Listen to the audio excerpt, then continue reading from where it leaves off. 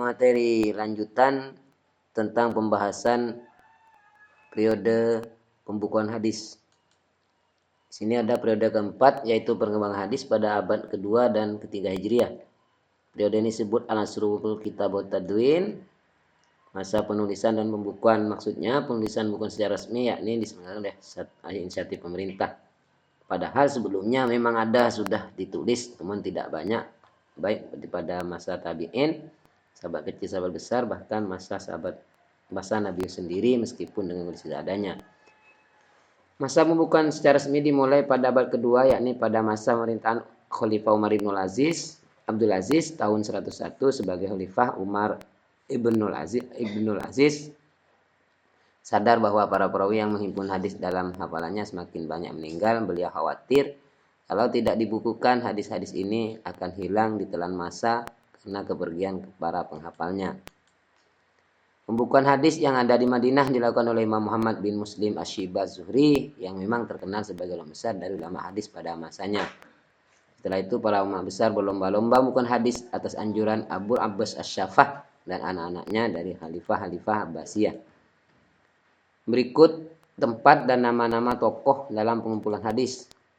Pengumpul pertama di kota Mekah Ibnul Juraij. Kedua, pengumpul pertama di Madinah Ibnul Ishaq. Pengumpul pertama di kota Basrah Al-Rabi Ibnu Sabih. Kemudian pengumpul pertama di Kufah Sufyan Ats-Tsauri. Pengumpul pertama di negeri Syam yaitu Al-Auza'i. Dan pengumpul pertama di Wasit yaitu Husain Al-Wasiti. Pengumpul pertama di Yaman yaitu Ma'mar Al-Azdi.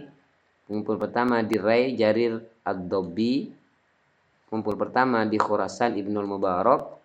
Pengumpul pertama di Mesir yaitu Al-Lais Ibnu Sa'ad.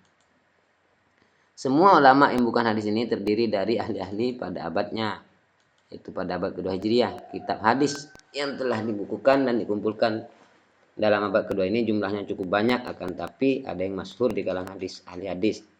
Yang terkenal yaitu Al-Muwatta karangan Imam Malik, Al-Maghazi wa Syiar susunan Muhammad bin Ishaq, kemudian Al-Jami susunan Abu Razzaq As-Sana'i, dan susunan Asy-Syibah Ibnul Hajjaj yaitu Al-Musannaf, ada juga Al-Musannaf susunan Sufyan bin Uyainah, ada juga Al-Musannaf susunan Lais bin Sa'ad, ada juga Al-Musannaf susunan Al-Auza'i, ada juga Al-Musannaf susunan Al-Humaidi, dan ada juga Al-Maghazin Nabawiyah susunan Muhammad Ibnul Waqi Al-Aslami, ada Musnad susunan Abu Hanifah, ada Musnad susunan Zaid bin Ali, ada Musnad susunan Al-Imam Al-Asy-Syafi'i, dan Mukhtaliful Hadis susunan Imam Asy-Syafi'i.